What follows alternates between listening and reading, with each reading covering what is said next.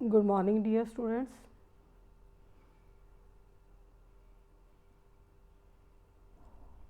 Myself Rajni Uppal. I am your social science teacher. प्यारे बच्चों, आपने क्लास में सोशल साइंस का जो कंटेंट है गीता मैडम से समझ लिया होगा। हम फर्स्ट चैप्टर से दोबारा से स्टार्ट करेंगे। तो name of our first chapter is resources, फिर उनका utilisation, then development. Resources means क्या होता है बेटा? जो ऐसी चीज़ें जो हमें हेल्प करती हैं किसी भी काम को करने में, या हमें हमारी जो सर्वाइव में हेल्प करती हैं, रिसोर्सेज कहलाती हैं। आप घर में एग्जांपल ले लें, घर में आप कितनी सारी ऐसी चीज़ें हैं जिनको यूज़ करके आप डेली रूटीन के काम करते हैं। चाहे आपके पेरेंट्स ही हैं, वो भी आपके लिए एक रिसोर्स हैं, क्योंकि वो आपकी जो नीड्स हैं उनको फुलफ़िल करते हैं। इसी तरह जो नेचुरल चीज़ें हैं जो हमें नेचर से डायरेक्ट फ्री ऑफ कॉस्ट मिली हैं, उन्हें रिसोर्सेज कहते हैं।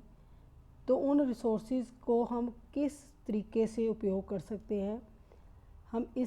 हम ऐसे उनको यूज़ करें ताकि उनकी सस्टेनेबिलिटी भी की जा सके। ये ना हो कि हम उनको मिस यूज़ करते जाएं और वो चीज़ें जो हैं हमारी अर्थ के ऊपर से गायब हो जाए। Let's start the chapter. Be careful during reading. हर एक बच्चे ने पेज के ऊपर जो है डेट डालनी है और इम्पॉर्टेंट जो पॉइंट्स हैं जस्ट उनको ही अंडरलाइन करना है। सारी लाइन को अंडरलाइन नहीं करोगे आप। जिनको अच्छे से स्ट्रेस दे के समझाया जाता है, इट मीन्स वहाँ से आपको 1 मार्क क्वेश्चन मिलेंगे। तो आपने इंटरनल क्वेश्चन साथ साथ फ्रेम करने हैं। सभी बच्चे पेज नंबर 1 ओपन कर लें। पेज नंबर 1 पर चैप्टर जो है रीड करते हैं। Nature has bestowed upon, bestowed क्या आता है? Full, upon our mother earth with large varieties of rocks, soils, minerals, vegetations, animal etcetera. Mother earth, earth को मदर क्यों बोला गया है? क्योंकि अर्थ हमारी उसी तरह केयर करती है जिस तरह हमारी अपनी मदर करती है, क्योंकि मदर को चिंता रहती है, हर एक हमारी जो नीड्स हैं उनको फुलफ़िल करती है। इसी तरह अर्थ के ऊपर भी ऐसी ऐसी नेचुरल चीज़ें हैं जिनके बिना हम सर्वाइव नहीं कर सकते। तो नेचर जो है किससे फुल है? Large varieties of rocks, soils, minerals. Minerals क्या होते हैं? जिनकी माइनिंग की जाती है, जिनको अर्थ के अंदर से खोद कर निकाला जाता है, ठीक है, डिगिंग की जाती है। जैसे कोल है, आयरन है, और भी बहुत सारे मिनरल्स हैं। इसी तरह वेजिटेशंस क्या होती हैं? जो पेड़ पौधे हैं, एनिमल्स हैं। ये सब चीज़ें हमारे लाइफ में बहुत इम्पॉर्टेंट वैल्यू रखती हैं और ये सब नेचुरल है।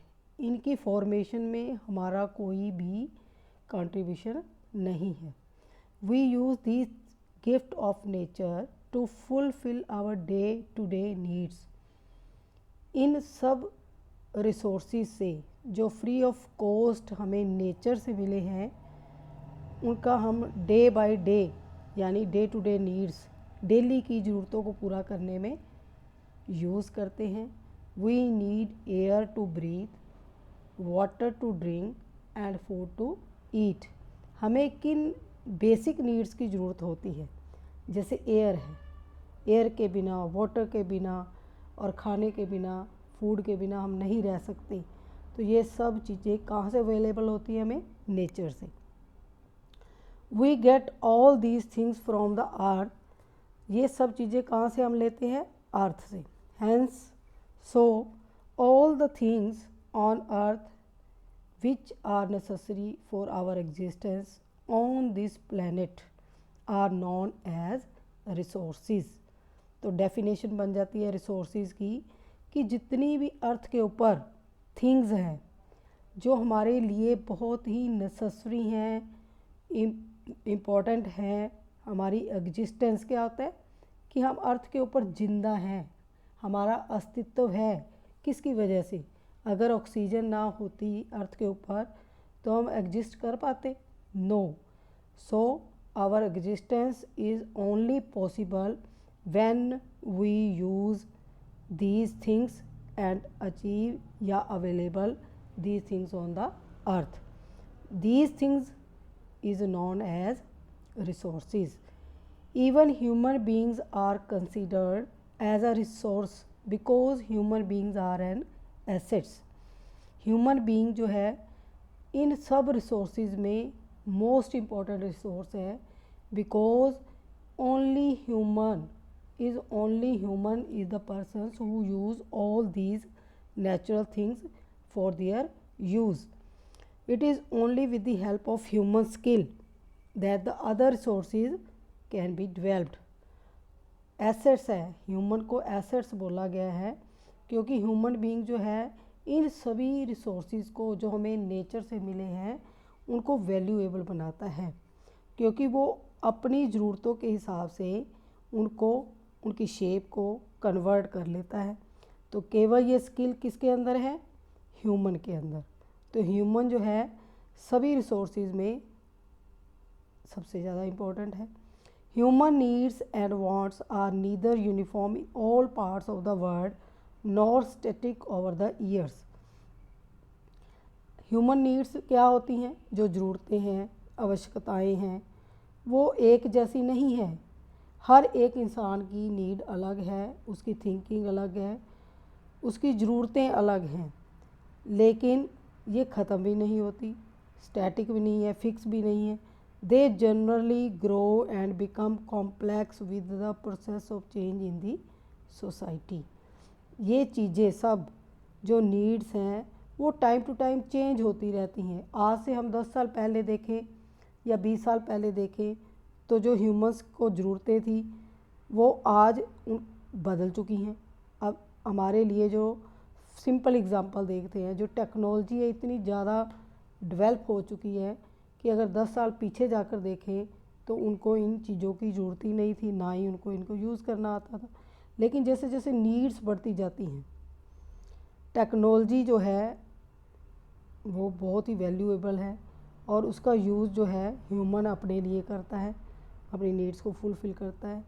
तो जैसे टाइम बदलता है, टाइम की डिमांड के अकॉर्डिंग ये नीड्स और जो वांट्स हैं वो भी चेंज होती रहती हैं. इन एशियंट, इसको एग्ज़ाम्पल के द्वारा समझाया गया है कि कैसे नीड्स और वांट्स एक जैसी नहीं थी. आज कुछ हैं, आने वाले टाइम में कुछ होंगी, और जो पीछे जो थे वो और जो है बैकवर्ड थे या उन चीज़ों के बारे में अननोन थे. इन एशियन टाइम्स, अगर हम एशियन टाइम की बात करते हैं, किस पे बल दिया जाता था? एम्फेसिस मीन्स बल. Was mainly given on satisfying the basic needs. आपने आदि मानव की स्टोरी सुनी होगी, अर्ली मैन की. उसको क्या ज़रूरत थी? उसको तो घर की भी ज़रूरत नहीं थी, उनको अच्छे अच्छे पकवान की भी ज़रूरत नहीं थी, ठीक है. इवन कि वो कपड़े भी नहीं डालता था क्योंकि उसको नीड ही नहीं थी, उसको समझ नहीं थी, उसके पास ये चीज़ें अवेलेबल नहीं थी. तो एशियन टाइम में सिर्फ उसको क्या चाहिए था? जब उसको भूख लगती थी तो अपना पेट भरने के लिए फूड, क्लॉथिंग और शेल्टर. धीरे धीरे ये चीज़ों में चेंजेस आए which were derived from the natural environment. Early man ये सारी जो बेसिक नीड्स हैं वो नेचर से ही पूरी करता था. देखो फूड है, वो रॉ जो है मीट खाता था. क्लॉथिंग क्या थी? जो बड़े बड़े पत्ते होते हैं उनको ही अपनी जो है बॉडी पे कवर करके रखता था. शेल्टर क्या था? जो एनिमल्स की केव्स थी उसमें ही रहता था, उसको ज़रूरत ही नहीं थी घर बनाने की. ये सब नेचर से उसको मिलती थी और वो अपनी जो ज़रूरतें हैं पूरी कर लेता था. Even today the pygmies of Africa eat edible plants, roots, flowers, fruits and hunt animals. यहाँ पर आज भी बताया हुआ है कि जो अफ्रीका के बिल्कुल अंडर डेवलप कंट्रीज़ हैं, जिनमें साउथ अफ्रीका के लोग हैं, पिग्मीज़ हैं, जो फॉरेस्ट के अंदर रहते हैं, आज भी वो अर्ली मैन जैसा लाइफ स्पेंड कर रहे हैं. जबकि आज टेक्नोलॉजी डेवलप हो चुकी है, तो जो हमारी नीड्स हैं, वांट्स हैं, उन्होंने बताया कि वर्ल्ड के अंदर हर जगह पर एक जैसी नहीं है, ठीक है. तो यहाँ से प्रूव हो जाता है कि जो अफ्रीकन लोग हैं उनको इन चीज़ों की ज़रूरत नहीं है, वो आज भी नेचर पर डिपेंड है. थर्ड एग्जांपल है इन एडवांस्ड सोसाइटी, जो डेवलप्ड कंट्री हैं Greater emphasis is laid on the utilization of resources for satisfying the multifarious needs of human beings। जो बिल्कुल एडवांस सोसाइटीज़ हैं, जैसे यूरोपियन कंट्रीज़ हैं, अमेरिका है, नॉर्थ अमेरिका, साउथ अमेरिका, तो यहाँ पर इतनी ज़्यादा डेवलपमेंट हो चुकी है, टेक्नोलॉजी आ चुकी है कि उनका जो है क्या फेज़ रहता है कि जो रिसोर्सेज हैं वो सेटिस्फाइंग द मल्टीफेरियस क्या होता है, बहुत सारी जो डिफरेंट नीड्स हैं ह्यूमन बीइंग की वो पूरी कर सकें। यानी कि वो इस तरीके से यूटिलाइज़ कर रहे हैं रिसोर्सेज को कि वो सस्टेन भी करें रिसोर्सेज, ये नहीं कि उनका एक्सेस में यूज़ करके उनको फिनिश कर दें, डिस्ट्रॉय कर दें। तो ऐसा नहीं है, वो एडवांस सोसाइटीज़ हैं, उनको पता है, they are know how to use resources and its utilisation and how to develop there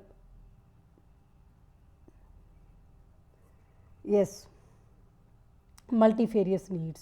Utility and value of a resource varies from time to time and place to place। Earlier human civilizations flourishing along the river valleys as they used water for irrigating fields। Utility और value है जो resources की वो भी अलग अलग है, अलग अलग समय पर, अलग अलग जगह पर अलग अलग है कि जिनके पास रिसोर्सेज हैं। अब कुछ कंट्रीज़ ऐसे हैं जैसे अफ्रीकन कंट्रीज़ हैं, उनके पास इतने ज़्यादा मिनरल्स हैं लेकिन उनकी जो एक्सेस है, उनकी पहुंच नहीं है, तो उनके लिए वो वैल्यूएबल नहीं है। तो अर्लियर ह्यूमन सिविलाइजेशन, जो पुरानी सभ्यताएं थी, एशियंट पीरियड के टाइम की सभ्यताएं थी, वो रिवर वैलीज़ के पास ही रहती थी क्योंकि वहाँ से वाटर जो था वो ईज़िली अवेलेबल हो जाता था, चाहे वो अपनी नीड के लिए हो चाहे एग्रीकल्चर के लिए। तो वो अपने फील्ड्स को इरीगेट कर लेते थे ईज़िली, इसलिए वो जो अपनी कॉलोनीज़ थी वो near the valleys, river valleys के पास इस्टेब्लिश करते थे। Now human beings are using water for generating energy, irrigation, navigation and industries.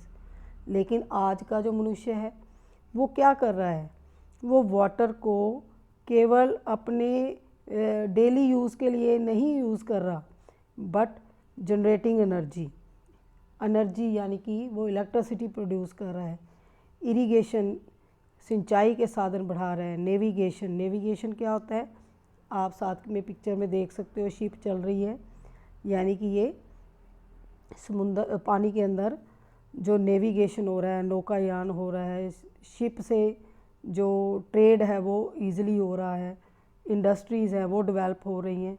तो ह्यूमन जो है, आज का जो एडवांस कंट्रीज़ के ह्यूमंस हैं वो क्या कर रहे हैं, वाटर को बहुत सारी मल्टीपर्पज़ में यूज़ कर रहा है, जिसमें China, United State of America are generating more wind energy than India.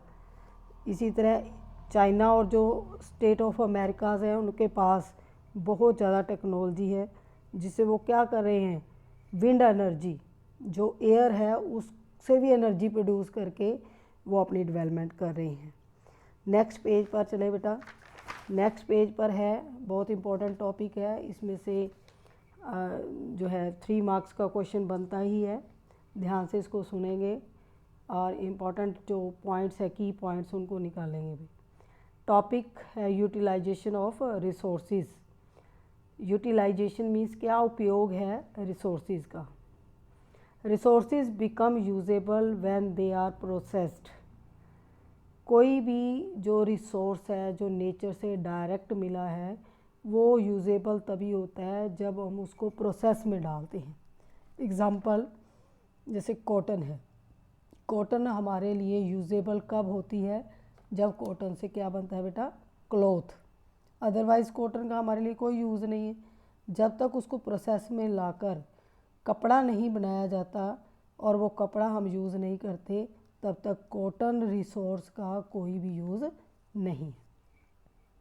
तो प्रोसेसिंग क्या होती है, जैसे कॉटन पहले यार्न यानी सूत बनता है, धागा बनता है, फर्दर प्रोसेस क्या होता है, it is converted into fabric, then finally into garments. जो सूत है उसको काता जाता है, फिर उसका थ्रेड बनता है, थ्रेड की कलरिंग होती है, और फिर फाइनली क्या बन जाते हैं, गारमेंट्स, क्लॉथ्स बन जाते हैं। Thus at various stages value addition is possible by applying skill and technology. अब ये प्रोसेस के अंदर क्या यूज़ हो रहा है, स्किल, कि ह्यूमन के पास स्किल है, टेक्नोलॉजी है, वो क्या कर रहे हैं, रॉ मटेरियल कॉटन को फिनिश्ड गुड में कन्वर्ट कर रहा है। The utilisation of resources depends upon various factors such as, जो यूटिलाइजेशन है रिसोर्सेज की, कि हम अपने रिसोर्सेज को कैसे बेस्ट यूटिलाइज कर सकते हैं, उसके लिए बहुत सारे फैक्टर्स हैं। फर्स्ट फैक्टर है अवेलेबिलिटी ऑफ रिसोर्सेज, कि हमारे पास, हम यूटिलाइज तभी करेंगे अगर हमारे पास रिसोर्सेज हैं। Secondly skill of human beings, resources हैं लेकिन हमारे पास स्किल नहीं है, टेक्नोलॉजी नहीं है, तो फिर हम उनको यूज़ ही नहीं कर सकते। अवेलेबिलिटी ऑफ कैपिटल, कैपिटल क्या होता है बेटा, धन, पूंजी। अगर हमारे पास पैसा है, हमारी कंट्री के पास पैसा है, तो जो रिसोर्सेज अवेलेबल हैं, ठीक है, उनको हम यूटिलाइज़ कर सकते हैं। जैसे मिनरल्स हैं, उसको डिगिंग करने के लिए बहुत सारी टेक्नोलॉजी, बहुत सारी लेबर की ज़रूरत होती है। अगर टेक्नोलॉजी नहीं है तो हमें पता ही नहीं चलेगा कि किस अर्थ के किस पार्ट के अंदर मिनरल्स हैं। तो टेक्नोलॉजी जो है वो भी ज़रूरी है, और उसके लिए जो है सरकार के पास पैसा भी होना चाहिए। अवेलेबिलिटी ऑफ वाटर, वाटर की अवेलेबिलिटी होनी चाहिए। Advancement of technology, tools, machine etcetera, ये सब टेक्नोलॉजी होनी चाहिए। हमारे पास टूल्स होने चाहिए, प्रॉपर मशीनरी होनी चाहिए, ताकि हम फाइंड आउट कर सकें कि रिसोर्सेज कहाँ हैं। इसी तरह जो रिसोर्सेज अगर हैं तो फिर availability of transport and communication facilities, हमारे पास ट्रांसपोर्ट भी होनी चाहिए, कम्युनिकेशन भी होनी चाहिए। भी पता है कि हमारे पास ये रिसोर्सेज हैं, और उनको उनकी प्रोसेस वाली जगह पर ले जाने के लिए ट्रांसपोर्ट भी होनी चाहिए। जो हमारी फैक्ट्रीज़ हैं या इंडस्ट्रीज़ हैं, वहाँ तक ट्रांसपोर्ट के थ्रू ही रिसोर्सेज को पहुँचाया जाता है। तो रॉ मटेरियल जो है वो फिनिश गुड में कब कन्वर्ट होता है, जब वो इंडस्ट्री में पहुँच जाता है। In the initial stages of economic development, availability of resources played a very important role. Economic development में अवेलेबिलिटी ऑफ रिसोर्सेज जो है वो इम्पोर्टेंट रोल प्ले करते हैं। With the advancement of technology, availability of capital and skilled labour become a necessity for the utilisation of resources. Advancement of technology है, availability of capital है, skilled labour है, ये सब चीज़ें कब चाहिए, यूटिलाइजेशन ऑफ रिसोर्सेज के लिए।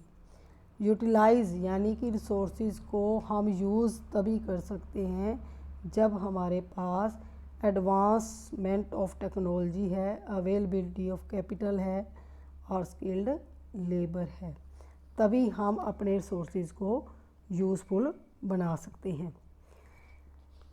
नेक्स्ट है example, for example USA is termed as a developed country because it is economically self-sufficient and technologically advanced।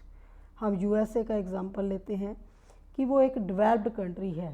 Developed countries वो होते हैं जो फुली ग्रो अप हो चुके हैं, उनको नीड नहीं है किसी चीज़ की, हर एक जो चीज़ है वो अवेलेबल है उनके पास, वो पूरी तरह से अपने आप को डेवलप कर चुके हैं, इसलिए उनको डेवलप्ड कंट्रीज़ कहते हैं।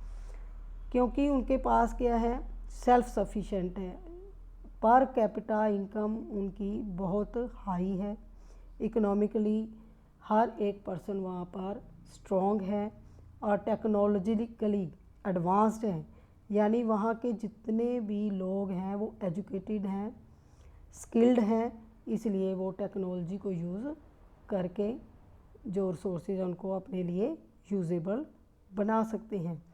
On the other hand, India is still in developing stage। अगर हम भारत की बात करते हैं तो भारत अभी भी डेवलपिंग स्टेज में है, यानी इसको और ज़्यादा डेवलप होने की ज़रूरत है। Though resources are essential for development but their mere presence does not guarantee development. So ये प्रूव हो जाता है कि जो डेवलपमेंट है केवल रिसोर्सेज की प्रेजेंस से नहीं हो सकती, कि हमारी कंट्री के पास बहुत सारे रिसोर्सेज हैं लेकिन हमें उनका यूज़ ही नहीं करना आता, हमें पता ही नहीं कि अर्थ के अंदर कहाँ कहाँ वो चीज़ें पड़ी हुई हैं, हमारे पास स्किल्ड लेबर नहीं है, टेक्नोलॉजी की जो है वो कमी है, तो फिर क्या होगा, हम डेवलप नहीं कर सकते अपने आप को। तो other factors also play a crucial role. तो रिसोर्सेज हैं, उसके साथ साथ हमें और बहुत सारी चीज़ों की अवेलेबिलिटी चाहिए ताकि हम उन रिसोर्सेज को प्रोसेसिंग कर सकें और यूज़फुल बना सकें। Next topic classification of resources हम नेक्स्ट वीडियो में पढ़ेंगे। तब तक आप लोग या जो चैप्टर आपको रीड करवा दिया गया है इसके इंटरनल क्वेश्चन बनाएंगे, ठीक है बेटा, और अच्छे से इसको रीड करेंगे। रीडिंग और knowledge about your chapter is must. Okay, good bye.